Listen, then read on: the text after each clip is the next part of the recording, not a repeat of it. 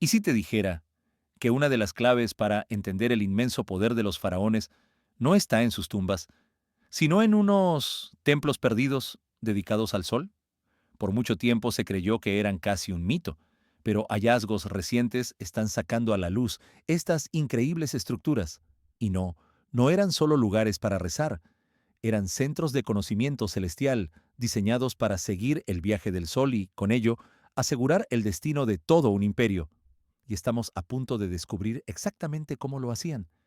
Cuando piensas en los monumentos de Egipto, seguro que te vienen a la mente las pirámides de Giza o los templos de Karnak y Luxor, pero escondido en las arenas del desierto, yace el secreto de otra clase de construcción mucho más antigua y enigmática: los templos solares.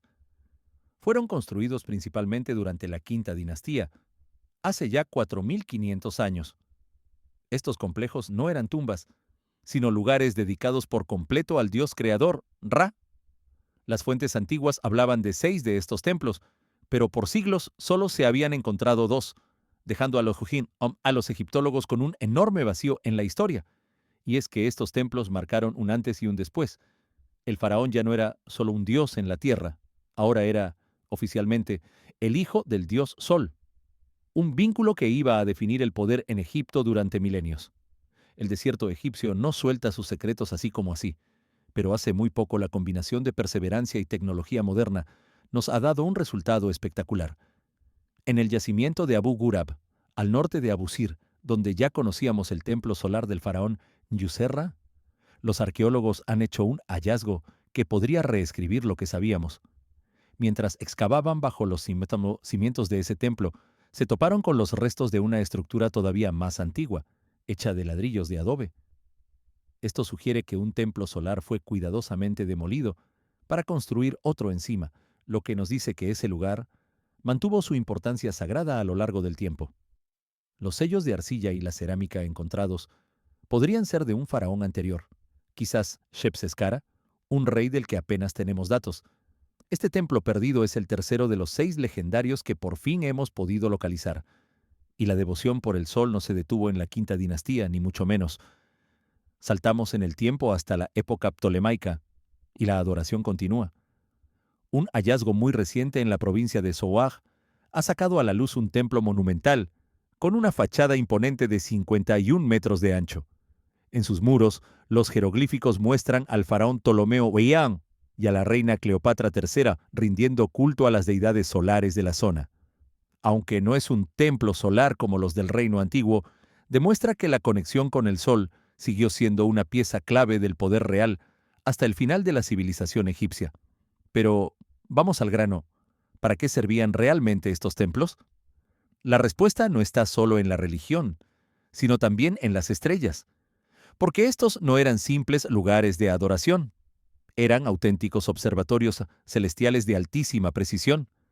Los astrónomos egipcios, que en realidad eran sacerdotes con una formación de élite, pasaban las noches en las azoteas de estos templos, observando el cielo. Su arquitectura estaba milimétricamente calculada. Muchos templos, como el famoso complejo de Amon-Ra en Karnak, se orientaron para que el sol del solsticio de invierno iluminara su eje principal. Las entradas de los templos solares miraban directamente al este, para capturar el primer rayo de sol al amanecer, y usaban herramientas que eran increíblemente sofisticadas para la época. Se han encontrado restos de relojes de sol y de sombra, y textos que nos hablan del Merket, una especie de astrolabio que les permitía seguir el movimiento de las estrellas para saber las horas durante la noche. Y aquí es donde todas las piezas del rompecabezas encajan, revelando algo asombroso. Los templos solares eran mucho más que centros religiosos.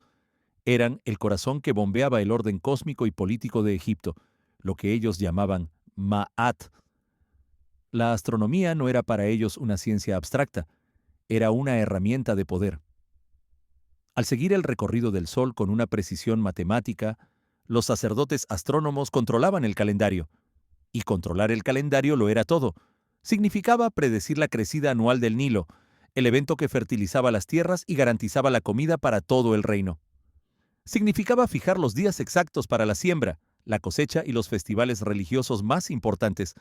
El faraón, como hijo de Ra, era el responsable de que ese orden se mantuviera.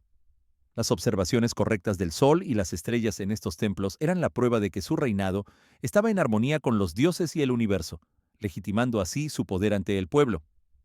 En resumen, estos templos eran centros de organización del Estado, donde la ciencia, la religión y la política se fusionaban para dirigir el destino de una civilización. Los descubrimientos en Abu Ghurab y Sohag no son solo un montón de piedras antiguas, son páginas de un libro que creíamos perdido para siempre. Nos demuestran que los antiguos egipcios no solo eran constructores geniales, sino también astrónomos brillantes que entendían el universo de una forma mucho más profunda de lo que nos habíamos atrevido a imaginar. Su poder no solo se levantaba sobre la Tierra con monumentos colosales, sino que estaba anclado en el cosmos, en el ciclo eterno del Sol. Pero esta historia está lejos de terminar.